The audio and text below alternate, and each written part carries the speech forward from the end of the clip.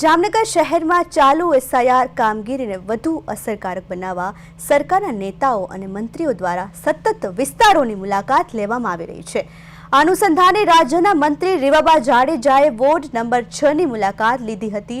મુલાકાત દરમિયાન તેમણે સ્થળ પર ચાલી રહેલી કામગીરીની વિગતવાર માહિતી મેળવી હતી અને સ્થાનિક નાગરિકો સાથે સીધી વાતચીત કરીને તેમના પ્રશ્નો અને સૂચનો સાંભળ્યા હતા।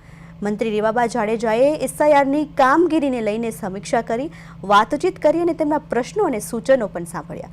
કામગીરીને લઈને વિગતવાર માહિતી પણ મેળવી હતી।